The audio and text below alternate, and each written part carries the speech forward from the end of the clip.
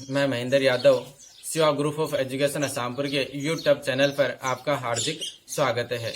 आज अपना टॉपिक है विद्युत द्विध्रुव। कहते हैं ये विद्युत द्विध्रुव क्या होता है। देखो हम एक एग्जांपल लेते हैं NaCl का। NaCl होता है, अगर इसको जल में डालते हैं तो ये अपने दो आयनों में टूटता है। एक तो बनता है इसका Na+, दूसरा बनता है Cl-। Na+Cl-, इसका मतलब ये हुआ कि इसके अंदर एक इलेक्ट्रॉन की कमी है, एक इलेक्ट्रॉन की कमी है। और Cl- यानी इसके ऊपर इलेक्ट्रॉन की अधिकता आ चुकी है। तो हम ये कहेंगे कि एक इलेक्ट्रॉन की अधिकता, इसके ऊपर एक इलेक्ट्रॉन अधिक है। देखो एक इलेक्ट्रॉन होता है, एक इलेक्ट्रॉन माइनस का 1.6 गुना 10⁻⁻19 कूलम आवेश रखता है। और जहां से इलेक्ट्रॉन निकल के आया है, तो इलेक्ट्रॉन जहां से निकल के आता है वहां इलेक्ट्रॉन की कमी हुई है, यानी एक इलेक्ट्रॉन कम हो गया। तो इसके ऊपर कितना चार्ज हो जाएगा, प्लस का 1.6 गुना 10⁻⁻19 कूलम, ये कह सकते हैं। और इसके अंदर एक इलेक्ट्रॉन बढ़ गया है, इसलिए इसके ऊपर जो आवेश होगा उसका मान माइनस का 1.6 गुना 10⁻⁻19 कूलम हो जाएगा। तो अब मैं यहां पर ये कहूं कि इसके पास तो है प्लस का 1.6 गुना 10⁻⁻19 कूलम, इसके पास कितना है, देखो इसके पास प्लस का है और इसके पास माइनस का है। इसके पास जो परिमाण है और इसका परिमाण दोनों का बराबर है। जो डिफरेंस है वो सिर्फ चिन्ह का है, एक प्लस का रखता है और दूसरा माइनस का रखता है। यानी मैं ये कह सकता हूं कि जो NaCl है, ये जो एक जोड़ा पाया जाता है Na+ और Cl- का, इस जोड़े के पास एक ही प्रकृति प्लस की है और एक ही प्रकृति माइनस की है, लेकिन दोनों का परिमाण समान है। और इस प्रकार के जोड़े को ही क्या कहते हैं, विद्युत द्विध्रुव। तो मैं ये कह सकता हूं कि NaCl एक विद्युत द्विध्रुव है। यहां पर तो यहां से मैं ऐसे कह दूं कि माइनस का Q एक आवेश और इधर है प्लस का Q, दोनों का परिमाण समान है। ये भी Q है और ये भी Q है। ये माइनस की प्रकृति और ये किसकी प्रकृति है, प्लस वाली है। तो इस जो ये जोड़ा है, इस जोड़े को ही हम क्या कहते हैं, विद्युत द्विध्रुव। अब यहां देखो हम इसकी जो डेफिनेशन है वो क्या दे सकते हैं कि दो परिमाण में समान व विपरीत प्रकृति के आवेश एक दूसरे से अति अल्प दूरी पर हो तो इस युग्म को विद्युत द्विध्रुव कहते हैं।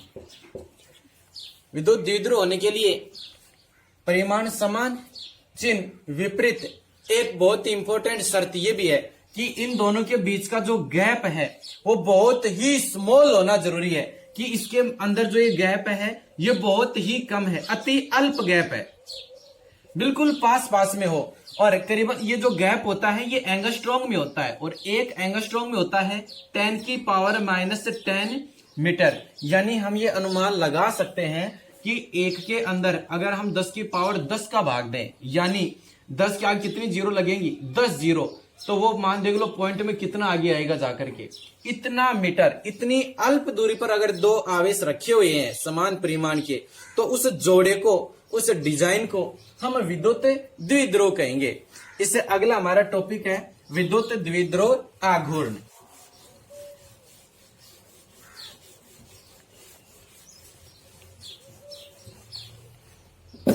अपना जो अगला टॉपिक है वो विद्युत द्विध्रुव आघूर्ण,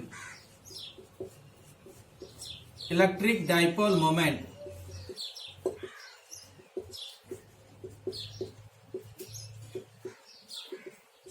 यहां देखो अब तक जो हमने पढ़ा था वो विद्युत द्विध्रुव के बारे में पढ़ा था। एक माइनस का Q आवेश था, इधर प्लस का Q आवेश था। इन दोनों के बीच में बहुत ही अति अल्प जो दूरी है और उस अति अल्प दूरी को मैं 2a मान लेता हूं। यहां ध्यान देना, -q और +q इनके जो बीच की जो अति अल्प दूरी है वो मैं 2a मान करके चल रहा हूं। ये मैं आपको थोड़ी देर बाद ये क्लियर करूंगा कि मैंने ये 2a ही क्यों माना है। मैं इसको अकेला r भी कह सकता था या मैं इसको अकेला a भी कह सकता था, ये हम थोड़ी देर बाद क्लियर करने वाले हैं। तो दो आवेश हैं और उनके बीच की जो अति अल्प दूरी है वो 2a है। तो इन दोनों में से किसी भी एक आवेश का परिमाण ले लो, क्योंकि इसका भी जो परिमाण है उतना ही परिमाण इस वाले का होता है। तो किसी भी एक आवेश का परिमाण ले लो, तो q परिमाण हो गया। और इन दोनों के बीच की जो डिस्टेंस है यानी सीधी दूरी है, और सीधी दूरी को हम यहाँ पर विस्थापन कह सकते हैं। तो दोनों के परिमाण और इनके जो बीच की विस्थापन है, और वो विस्थापन कितना है 2a है। अगर इन दोनों को हम गुणा कर देते हैं तो गुणा करने से हमें एक नई राशि मिलती है, और उस नई राशि को विद्युत द्विध्रुव आघूर्ण कहते हैं। और जो विद्युत द्विध्रुव आघूर्ण है इसको P से व्यक्त करते हैं। ध्यान देना, विद्युत द्विध्रुव आघूर्ण डाइपोल मोमेंट, इसमें कहीं पर भी हमें P नहीं दिखता, लेकिन हमने यहाँ मन से पहले जो सिंबल दिया था वो P दे दिया गया, और ये एक सदिश राशि है तो P वेक्टर इसका सिंबल होता है। तो Q इंटू 2a इसको हम द्विध्रुव आघूर्ण P बोलते हैं। यहाँ पर देखो विस्थापन एक सदिश राशि है तो हम यहाँ पर वेक्टर लगा देंगे। आवेश क्या है, अदिश राशि है। हम सदिश को अदिश से गुणा करते हैं तो मिलने वाली राशि भी क्या होती है, सदिश होती है। तो जो P है ये भी क्या होगा, एक वेक्टर क्वांटिटी होगी। अब अगला क्वेश्चन हमारा ये है कि ये अगर एक सदिश राशि है तो फिर इसकी दिशा क्या होगी। तो इसके लिए देखो चिन्ह परिपाटी यूज लिया गया था कि जैसे फिजिक्स के अंदर बहुत सारी परिपाटी चलती है। जैसे हम एग्जांपल ले कि ये कहा जाता है कि जो इलेक्ट्रॉन होता है इसके ऊपर माइनस आवेश होता है, और जो प्रोटॉन होता है इसके ऊपर कैसा आवेश होता है, प्लस का। तो जो हमारे पहले साइंटिस्ट थे उन्होंने ये फिक्स कर लिया कि जो इलेक्ट्रॉन है इसके ऊपर हम माइनस आवेश मानेंगे और प्रोटॉन के ऊपर प्लस मानेंगे। अगर वो ये कह करके चले जाते कि इलेक्ट्रॉन पर प्लस मानना है और प्रोटॉन पर माइनस, तो फिर हम ऐसे ही पढ़ते। और उन्होंने ऐसा मानने से हमारे कोई भी रिजल्ट फेल नहीं हुए, यानी उनकी परिपाटी एकदम सही थी। ऐसे ही जो ये विद्युत द्विध्रुव आघूर्ण है इसकी भी परिपाटी है, और वो परिपाटी के अनुसार ये कहा गया कि जो इसकी दिशा है वो हमेशा माइनस आवेश से किधर की तरफ लेनी है, प्लस आवेश। तो जो विद्युत द्विध्रुव आघूर्ण है उसकी दिशा माइनस आवेश से प्लस आवेश की तरफ होती है। तो ये विद्युत द्विध्रुव आघूर्ण की दिशा हो गई। तो मैं ऐसे डिनोट कर सकता हूं, इधर किसकी दिशा है, ये P की दिशा है। तो हम ये कहते हैं कि P की दिशा इधर हो जाएगी, इधर माइनस है और इधर का प्लस है। जैसे में हम अपन ये कहते हैं x की दिशा, तो x की दिशा में जो एकांक सदिश होता है उसको हम या तो x कैप कहते हैं या फिर इसको हम I कैप कहते हैं। ऐसे ही r की दिशा, तो r की दिशा है, इसमें जो एकांक सदिश होता है इसको हम किससे लिखते हैं, r कैप से। सेम ऐसे के ऐसे ही यहां पर ये क्या है, P की दिशा, इसलिए इस दिशा में हम क्या लिख सकते हैं, P कैप। जो विद्युत द्विध्रुव आघूर्ण की एक दिशा में एकांक सदिश है और वो P कैप से हम डिनोट करते हैं। तो ये याद रखना, माइनस से प्लस की तरफ P कैप होता है। तो फिर इधर हमें क्या लिखना चाहिए, अगर इधर का प्लस का P कैप है तो इधर का माइनस का P कैप होगा। तो ये हम यहाँ पर माइनस का P कैप लिख देते हैं। तो और इसका जो फॉर्मूला है उसके लिए जो हम लिख सकते हैं कि विद्युत द्विध्रुव आघूर्ण इक्वल टू किसी भी, ऐसे लिख देते हैं कि विद्युत द्विध्रुव के किसी भी एक आवेश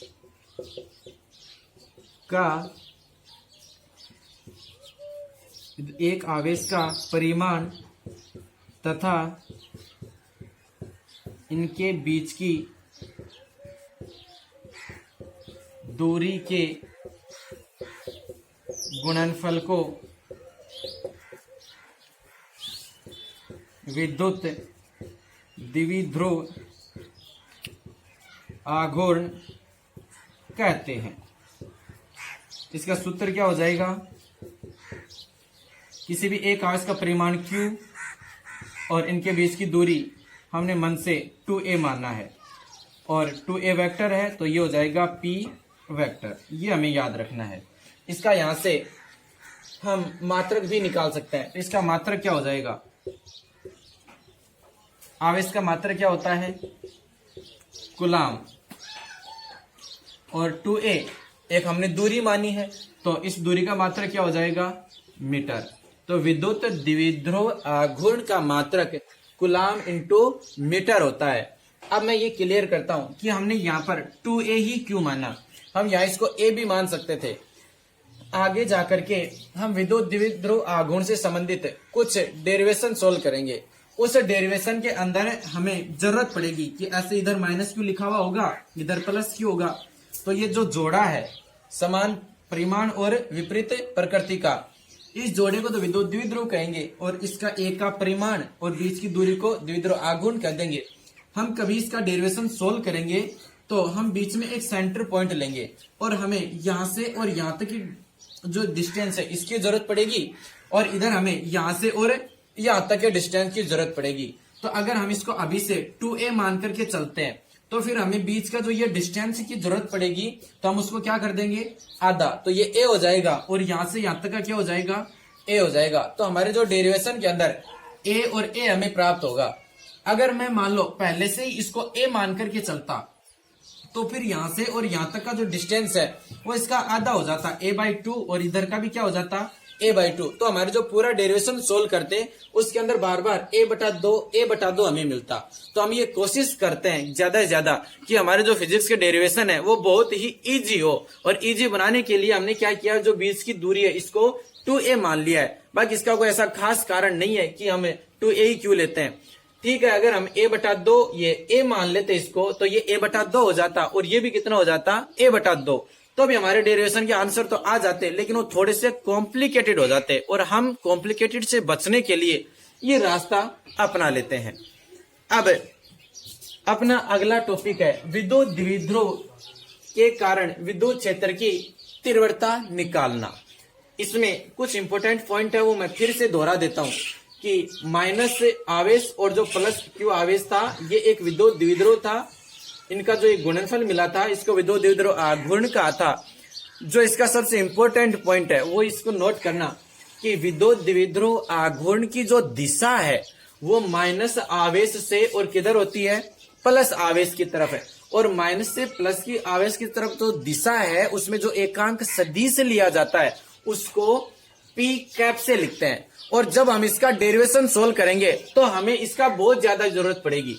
तो इस पी कैप को फोकस करना कि माइनस से प्लस जाएंगे तो हम लिखते हैं पी कैप, और हम प्लस से अगर माइनस की तरफ जाते हैं तो हम वहां पर लिखेंगे माइनस का पी कैप। इसके बाद हमारे जो डेरिवेशन है वो बहुत ही इजी हो जाएंगे। तो आगे अपना जो टॉपिक है वो है विद्युत द्विध्रुव आघूर्ण के कारण विद्युत क्षेत्र की तीव्रता निकालना।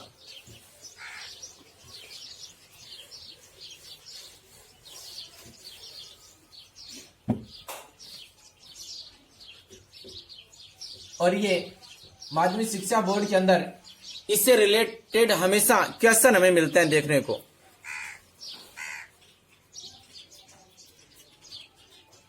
विद्युत द्विध्रुव की अक्षीय रेखा पर स्थित किसी बिंदु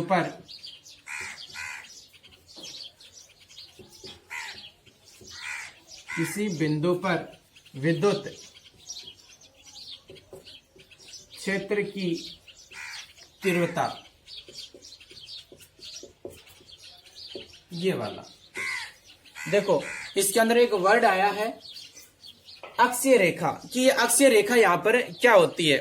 तो इसके अंदर देखना कि जैसे ये माइनस क्यू आवेश था, इधर हमने प्लस क्यू मान लिया था, तो इसकी जो ये सेंटर पॉइंट और इस सेंटर पॉइंट को मैं ओ कह देता हूं।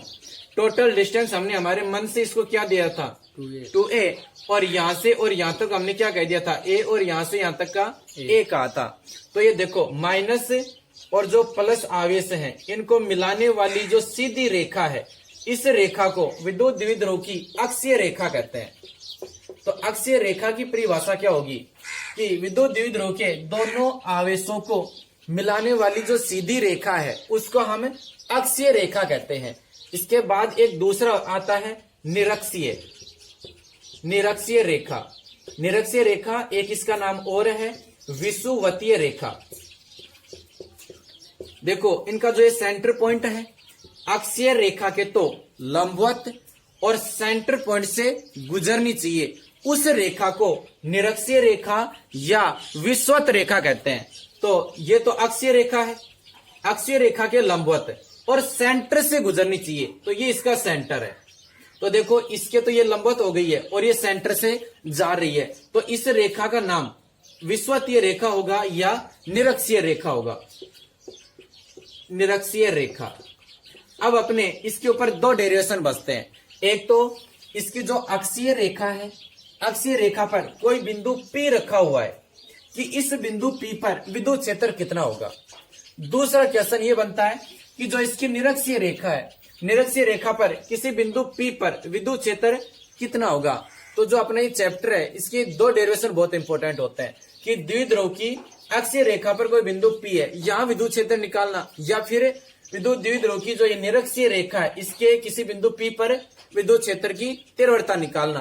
तो इसमें से जो हमारा ये पहला टॉपिक हम ये ले रहे हैं कि विद्युत ये अक्षीय रेखा पर स्थित किसी बिंदु पर विद्युत क्षेत्र की तीव्रता निकालना है। तो अभी हम निरक्ष का नहीं, केवल अक्षीय रेखा का ही करते हैं। तो देखो बहुत इजी है कि माना ए बी एक विद्युत द्विध्रुव है, माना ए बी एक विद्युत द्विध्रुव है और बिंदु ए पर -q आवेश रखा हुआ है और बिंदु बी पर एक +q आवेश रखा हुआ है। दोनों आवेशों के मध्य की दूरी 2a है। इन दोनों आवेशों के मध्य जो सेंटर है, मध्य बिंदु है, वो O है और A से और O तक का जो डिस्टेंस है वो A है और यहां से और यहां तक का जो डिस्टेंस है वो भी कितना है, A है। और जो ये जो इसकी डैश डैश है, ये डैश डैश डैश डैश, ये इसकी अक्षीय रेखा है, अक्षीय रेखा है। हमें इस अक्षीय रेखा पर स्थित कोई एक बिंदु P है, इस बिंदु P पर विद्युत क्षेत्र की तीव्रता निकालनी है।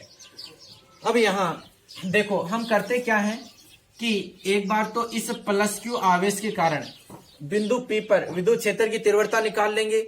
इसके बाद में हम -q आवेश के कारण बिंदु P पर विद्युत क्षेत्र की तीव्रता निकाल लेंगे और हम इन दोनों का सदिश योग कर देंगे, क्योंकि सदिश राशि है। सदिश योग करने से जो हमारा रिजल्ट आएगा वही क्या होगा, विद्युत क्षेत्र की तीव्रता।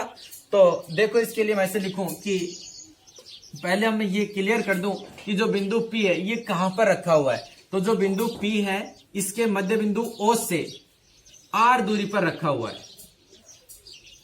तो इसका जो मध्य बिंदु है ये मध्य बिंदु। अब यहां देखो -q आवेश के कारण बिंदु P पर विद्युत क्षेत्र की तीव्रता, ये -q आवेश है। हम ये जानते हैं कि प्लस आवेश के कारण विद्युत क्षेत्र रेखाएं निकलती है, यानी विद्युत क्षेत्र दूर की तरफ जाता है, और जो -q आवेश है उसके कारण विद्युत क्षेत्र पास में आता है उसके। तो हमें -q के कारण यहाँ बिंदु P पर निकालना है। तो P पर विद्युत क्षेत्र की दिशा किधर होगी, इधर, क्योंकि विद्युत क्षेत्र रेखाएं हमेशा माइनस के पास में आती हैं। तो विद्युत क्षेत्र की दिशा इधर होगी। किसके कारण है, E विद्युत क्षेत्र कौन से आवेश के कारण निकालना चाहते हैं, -q। तो मैं ऐसे लिख देता हूं कि -q आवेश है, इसके कारण विद्युत क्षेत्र इधर आएगा। फिर ध्यान से सुनना, हमने इससे पहले लेक्चर में भी ये पढ़ा था कि जिस बिंदु पर विद्युत क्षेत्र की तीव्रता निकालनी होती है उस बिंदु पर हम एक परीक्षण आवेश रखते हैं, और परीक्षण आवेश पर जिधर बल लगता है वो ही विद्युत क्षेत्र की दिशा होती है। तो यहाँ माइनस क्यू आवेश है, तो माइनस क्यू आवेश परीक्षण आवेश क्यू नोट को अपनी तरफ खींचेगा, तो इधर आएगा, तो यानी विद्युत क्षेत्र की दिशा भी इधर ही होगी। और ये हमें पहले से ही पता है कि माइनस से प्लस की तरफ है, इधर किसकी दिशा होती है, विद्युत द्विध्रुव आघूर्ण की। और विद्युत द्विध्रुव आघूर्ण की दिशा के लिए हम क्या शो करते हैं, पी कैप। और विद्युत द्विध्रुव आघूर्ण की विपरीत दिशा की बात करें तो हमें क्या लिख देना चाहिए, माइनस का पी कैप।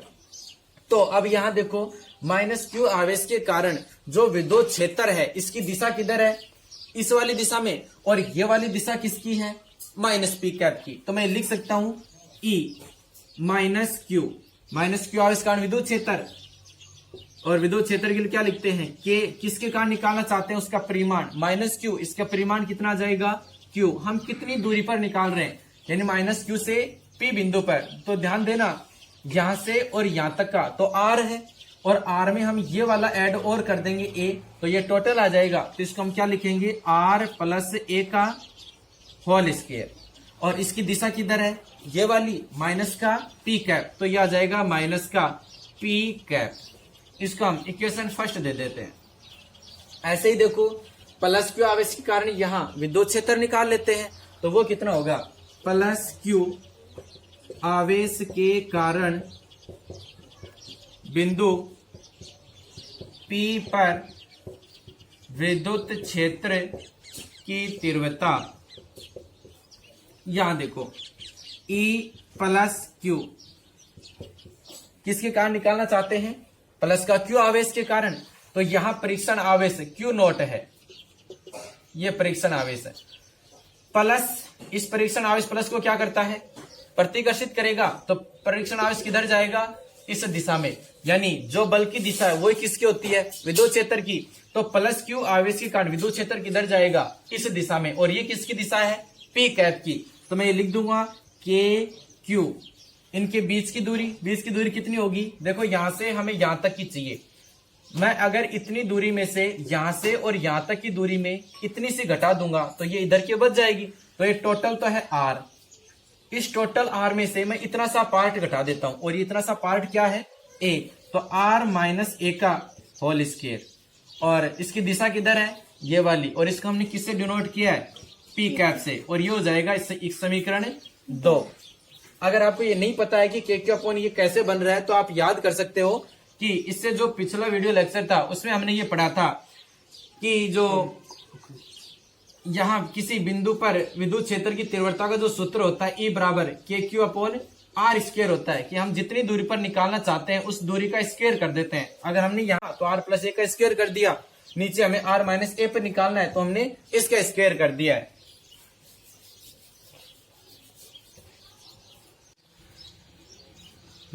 देखो, माइनस के कारण आ चुका है और इधर प्लस के कारण आ चुका है। अब हम इन दोनों को ऐड कर देते हैं और वो हमारा रिजल्टेंट आंसर आ जाएगा। तो देखो, अब मैं लिखता हूं कि अतः बिंदु P पर कुल विद्युत क्षेत्र, तो बिंदु P पर कुल विद्युत क्षेत्र कितना होगा, E वेक्टर बराबर माइनस के कारण जो भी आया हो वो वाला, प्लस क्यू आवेश के कारण जो भी विद्युत क्षेत्र आता है वो वाला। इन दोनों का हम वेक्टर सम कर देते हैं तो हमें ये रिजल्टेंट मिल जाएगा। अब इस जो इक्वेशन जो थर्ड है, इस इक्वेशन में पहले और दूसरे इक्वेशन से ये हम वैल्यूज रख देते हैं इसके अंदर, तो जो हमें ई मिलेगा वो आ जाएगा ई वेक्टर बराबर, ये वाला कितना था, के q upon r plus a का होल स्क्वायर माइनस का पी कैप प्लस का ये वाली वैल्यू के q upon are minus a का होल स्क्वायर, और ये कितना हो जाएगा, पी कैप। अब हम इस इक्वेशन को सोल्व कर लेते हैं।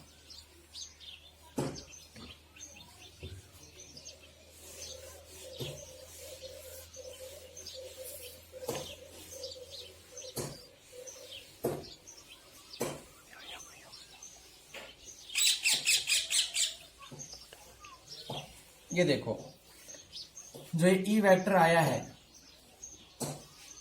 ये माइनस क्या है, तो माइनस वाली टर्म को हम बाद में लिख लेते हैं और प्लस वाली को पहले लिख लेते हैं ताकि थोड़ा सा ठीक हो जाएगा सोल्व करने में।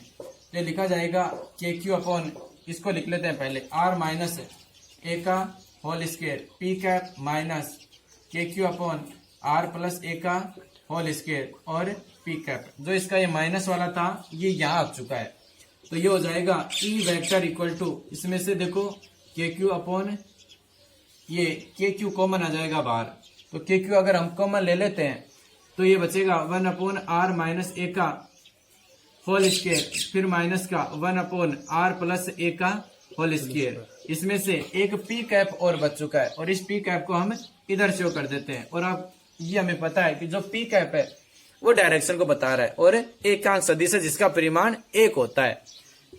यहां देखो कि जो ई वेक्टर है के क्यू, इन दोनों का हम एलसीएम ले लेते हैं, तो जो एलसीएम आएगा वो आर माइनस ए का होल स्क्वायर और आर प्लस ए का होल स्क्वायर।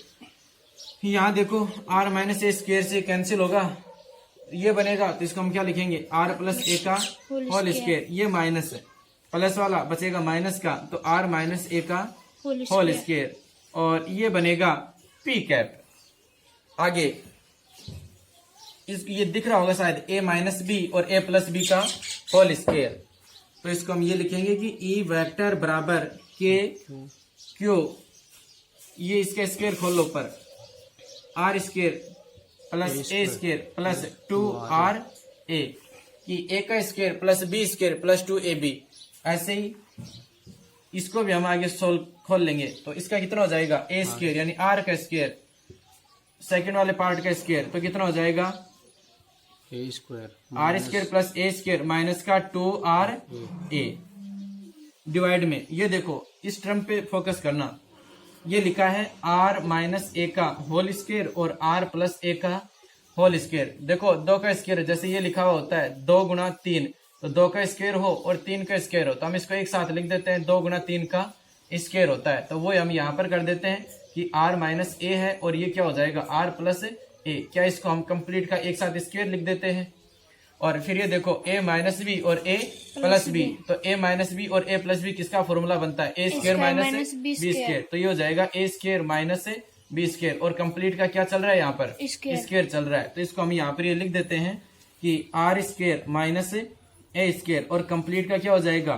स्क्वायर हो जाएगा, और ये ब्रैकेट में बंद, और इसके साथ में इसकी जो एकांक सदिश है वो पी कैप चल रहा है। इसको आगे हम के क्यू आर स्क्वायर प्लस ए square plus 2ra minus, minus का हो जाएगा आर स्क्वायर, ये इसको प्लस माइनस से मल्टीप्लाई करेंगे तो ये भी क्या हो जाएगा माइनस का, माइनस और माइनस क्या हो जाएगा प्लस, और ये 2ra डिवाइड में ये क्या है r square minus a square, और इसका भी क्या होगा ये होल स्क्वायर हो जाएगा, और साथ में जो इसका एकांक सदिश है वो पी कैप, इसको मत छोड़ देना। यहाँ देखो आर स्क्वायर से कैंसिल हो जाता है ये आर स्क्वायर, और ए स्क्वायर किसको खा जाता है ए स्क्वायर को, ये 2ra भी प्लस का है, ये 2ra भी प्लस का है, तो ये क्या हो जाएगा 4ra, तो ये हो जाएगा के क्यू, इसको लिख देंगे 4ra upon r square minus a square, और ये इसका हो जाएगा होल स्क्वायर, और साथ में क्या चल रहा है पी कैप।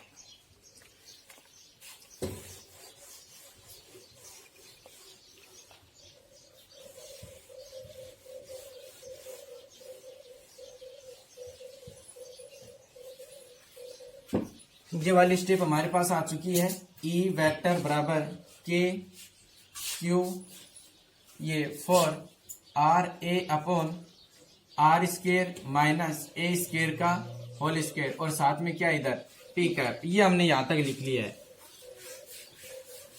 इसके अंदर देखो कि हमने जो पहले देखा था कि जो माइनस क्यू है और प्लस क्यू, इनका जो बीच का डिस्टेंस था वो 2a, और ये हम पहले कह चुके थे कि जो द्विध्रुव आघूर्ण होता है ये बीच की दूरी बहुत ही अति अल्प होती है, यानी एंगस्ट्रॉन्ग में होती है, इतनी अल्प है, और उसमें से देखो a यानी इसका आधा, बहुत ही कम डिस्टेंस है और उसका भी आधा हो रहा है, तो 2a का आधा ये भी क्या हो जाएगा, बहुत ही स्मॉल हो जाएगा। और अगर हम इसका स्क्वायर करते हैं तो ये और भी ज्यादा स्मॉल हो जाता है, और ये इतना ज्यादा स्मॉल होता है कि लगभग इसको हम क्या मान सकते हैं, 0। देखो ये आपको थोड़ा सा लगेगा अजीब कि a का स्क्वायर करते हैं तो संख्या बढ़नी चाहिए, पर एक्चुअली में ऐसा नहीं होता है। ध्यान देना, बहुत कम होती है वैल्यू। बहुत कम होने का मतलब वो पॉइंट के अंदर होती है। जैसे मैं 0.02 है, ये बहुत अल्प वैल्यू है। अगर हम 0.02 का स्क्वायर करते हैं तो हमें क्या मिलता है, 0.004 मिलता है। तो क्या 0.02 से 0.004 बहुत ज्यादा अल्प हो चुका है। तो मैं ये कहूं कि जो संख्याएं बहुत ही अति अल्प हैं, यानी पॉइंटों के अंदर होती हैं, अगर हम उनका स्क्वायर करते हैं तो वो वैल्यू और भी ज्यादा स्मॉल हो जाती है, यानी लगभग वो कहां पहुंच जाती है, 0 के पास चली जाती है। तो यहां पर इस स्टेप पे मैं ये कह सकता हूं कि यहां ए बहुत छोटा मान है, और बहुत ही छोटा मान होगा तो इसका जो स्क्वायर है वो लगभग किसके पास पहुंच जाएगा, 0 के पास। या मैं ऐसे कह दूं कि जो आर है, आर के कंपेयर में तो ए बहुत ही ज्यादा स्मॉल है, तो जो ए स्क्वायर है इसको हम 0 मान करके चलेंगे।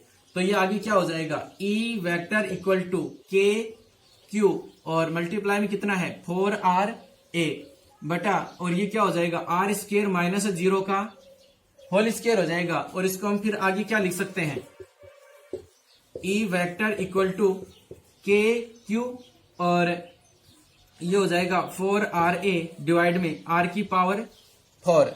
और यहां देखो एक r तो ये है और r की पावर 4 है, तो ये कैंसिल होकर के r की पावर क्यू बनेगा साथ में। और देखो ये जो डायरेक्शन है इसको मत छोड़ देना, ई वेक्टर है, ये r तो इससे कैंसिल हो गया, तो नीचे तो क्या बच जाएगा, r की पावर 3, और ऊपर देखो एक तो बच गया है k, एक बच गया है q, 4a बचेगा। 4a में से मैं 2a लिख देता हूं, एक 2 और बच गया है और उसको मैं यहां लिख देता हूं। टर्म क्या वही बनती है, देखो 2 को 2 से मल्टीप्लाई करो, कितना हो जाएगा, 4, और ये 4 रहा, r इससे कैंसिल हो चुका है, a ये रहा, k रहा और q रहा, तो हम इसको लिख सकते हैं। और साथ में इसकी डायरेक्शन है वो क्या चल रहा है, p कैप।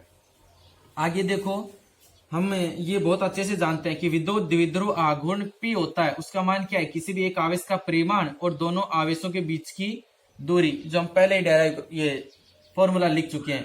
तो Q इंटू 2A को हम क्या लिख सकते हैं, P। तो ये जो वाली टर्म है, ये टर्म, इसको हम यहां पर P बना देंगे, तो ये हो जाएगा E वेक्टर बराबर 2K और P बटा R क्यूब, और साथ में इधर क्या चल रहा है, ये P कैप है। और ये भी हम अच्छे से जानते हैं, एकांक सदिश R कैप बराबर होता है R वेक्टर और R वेक्टर का मोड यानी R।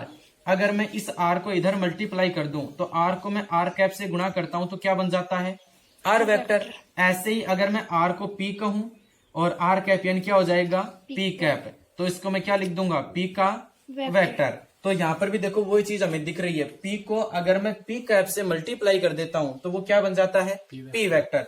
तो इसको मैं क्या लिख सकता हूं, E वेक्टर बराबर 2K, और P इंटू P कैप है, इसको हमने P वेक्टर लिख दिया है, तो ये हो जाएगा P वेक्टर बटा ये क्या है, R क्यूब। तो ये लास्ट हमारा सूत्र निकल के आया है कि विद्युत द्विध्रुव की अक्ष पर स्थित किसी बिंदु P पर विद्युत क्षेत्र की तीव्रता E बराबर 2kP अपॉन R क्यूब होती है। अब यहां ये तो सदिश रूप में आया है, अगर हम इसको परिमाण के रूप में लिखना चाहें, यानी परिमाण के रूप में, तो परिमाण के रूप में हम इसको E बराबर क्या लिख सकते हैं, 2K, और यहां का भी वेक्टर हट जाएगा P और बटे R क्यूब, ये आया है। और इसके अंदर ये देखो कि जैसे जैसे R का मान बढ़ रहा है, विद्युत क्षेत्र का मान कम होता हुआ जा रहा है, यानी हम इसको बहुत स्पीड से मैं बोलना चाहूं कि प्लस माइनस प्लस, और यहाँ हमने सेंटर और इससे R दूरी पर स्थित बिंदु P था, इस बिंदु P पर विद्युत क्षेत्र कितना आया है, 2kP अपॉन R क्यूब निकल के आया था, ये हम कह सकते हैं E बराबर। अगला हमारा जो टॉपिक होगा वो है विद्युत द्विध्रुव की निरक्षीय रेखा पर कोई बिंदु P है, वहां पर विद्युत क्षेत्र कितना है, हम उसको कैलकुलेट करते हैं।